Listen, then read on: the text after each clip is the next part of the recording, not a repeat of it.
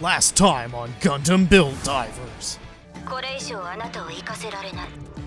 行かせるわけにはいかない。仲良しごっこは終わりなの。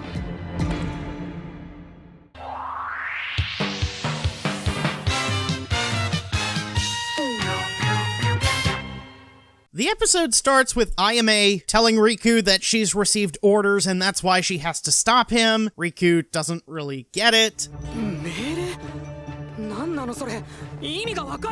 Ayame makes her intentions clear by combining with Laserbeak. For this transformation sequence, the black pieces, which are mostly on the back of Ayame's SD Gundam, literally move to the front, so now black is the dominant color scheme, and it looks like Ayame's Gunpla is wearing some sort of evil armor. This episode is mostly about Ayame, but they do cut back to these two other battles. You have Kroeger versus Providence Gundam, and this other guy who's fighting Tiger and Chafre. I'm going to take some of these fight scenes out of order, that way I don't have to keep changing locations as much.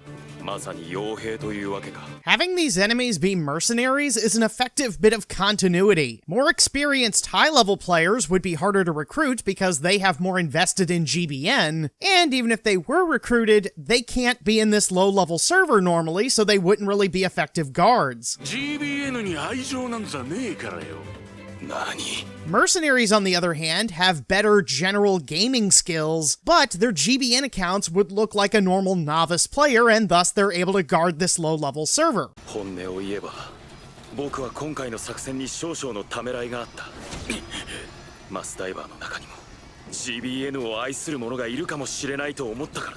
Kroeger was probably worried about the consequences for the mass divers, not just possibly being banned from GBN, but also there are potential legal consequences for cheating in a video game.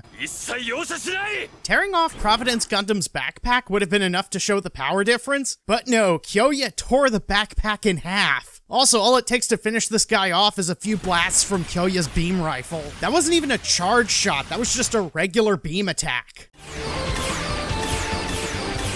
The second mercenary throws away perfectly good beam rifles, so he can bulk up with the power of his brake decal, and I guess he gets a speed boost or something because Tiger and Chafre don't dodge this. And that's the point of these two side battles. It looks like the hero's gonna lose, even though it's pretty obvious that they won't. Have a scene with Ayame to get into her backstory, and then for the second half of the battle...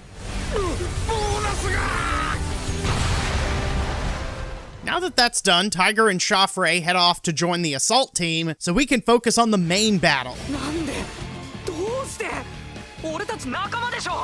Most of this fight scene involves Riku and Ayame's Gunpla struggling like this, so they can transition to Ayame's backstory. But there is one bit of fight choreography that deserves mentioning. Riku takes Ayame's sword, so Ayame changes up her strategy. Ayame takes the sword back, and as she's doing that, the sword separates into the sword part and the gun part, and then Ayame starts shooting at Riku. That kind of weapon swapping is a bit of a rarity in the Gundam franchise.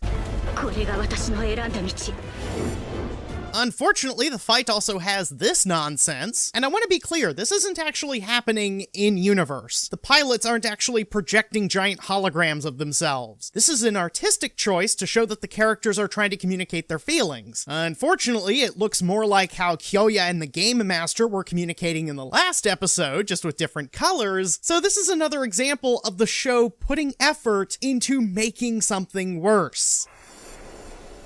あれは私が GBN を始めてしばらくの頃 Ayame's primary motivation is revealed through these flashbacks. Early on, she was saved by a force that only uses SD Gundams, so naturally she joins up with this SD Gundam force. The founding members of the SD Gundam force, I'm gonna stop doing that, have unique enough designs that I don't get them confused, and it's kind of in keeping with this video game theme. They look like fantasy RPG type characters. 最初は流されてフォースに入っただけだった。でも Through this little montage, including a nice bit of continuity with the Bear Akai Festival, Ayame explains how she was able to get stronger and enjoy GBN because of her new friends. みんなからもらったパーツデータを組み合わせて作った世界でたった一機のオリジナル SD ガンダムだ。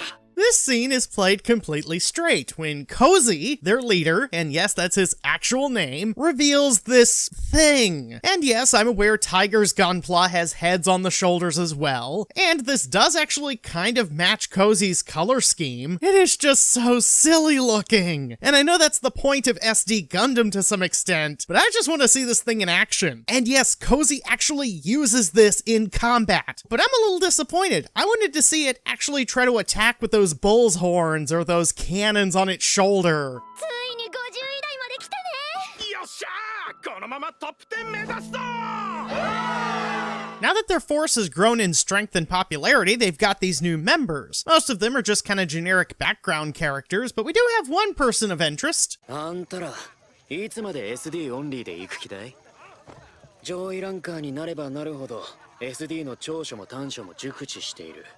This leads to an obvious yet still effective montage of the Force losing. This understandably leads to a bit of frustration on the part of the Force members, leading to 普通あんなとこでヘマするかよ。ああ、やめろ。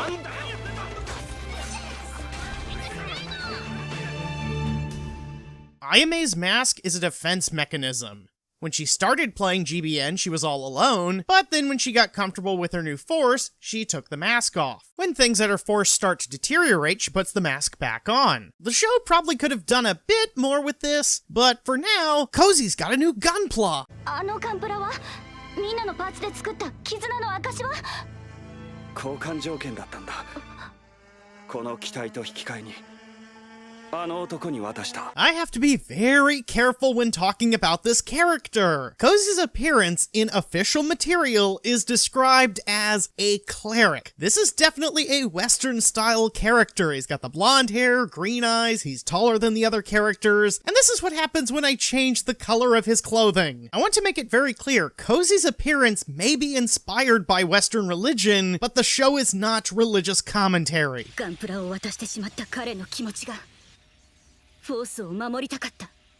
You could call this loyalty, rationalizing, or you could call it faith, but let's see how everything worked out. 私たちは負けてしまった。 Unfortunately, Victory Gundam didn't live up to its name. So, rather than realize that integrating a new Gunpla into your group strategy takes time, all the Force members start to leave, which means... そして私一人になった。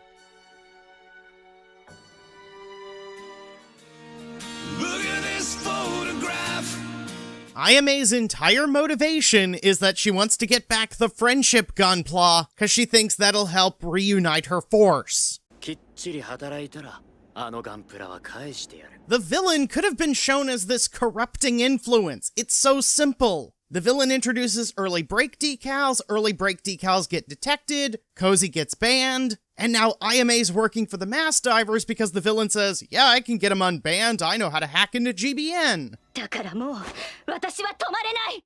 Riku points out that you can't bring back your force if you destroy GBN in the process, and in Ayame's defense, she didn't know the glitches were going to be that bad. This actually plays into Ayame's secondary motivation. She feels that she's done so many bad things, everyone's going to hate her, so she's just going to continue to do bad things because that's the path she's chosen. Naturally, Riku tells her, we're your friends now, we'll forgive you. さっさとそいつを倒せ。あのガンプラがぶっ壊されてもいいのか？ Now that we've simplified Ayame's motivations to make her more sympathetic, Ayame has turned to the side of good. She holds off the last mercenary so Riku can go fight the final boss. All three mercenaries are overconfident because they have break decals, and they're all defeated by people with greater experience and knowledge of the Gundam franchise. The last mercenary doesn't even realize his weapons can be hacked, and Ayame actually defeats him by using a bit of continuity from episode 9. あなたはガンプラも GBN も愛してない人。それがどうしたよ。 So, somebody familiar with the Gundam franchise would know that the unicorn can take control of those weapons. さようなら、愛のない人。 The symbolism of Laserbeak representing this corrupting influence, and then at the end when Ayame's rejected the mass divers, her Gunpla reverts back to its SD form, is an effective bit of Gunpla design as a storytelling device. The episode has some interesting rewatch value if you want to try to impose some religious symbolism on the story, which I want to reiterate, I don't think that's what they were going for. But the story's not done yet, we still have to learn the head mass diver's motivation, so that'll continue in the next episode, but for now, this is the Hypervisor signing off. この欺瞞と嘘に満ちた世界をぶっ壊す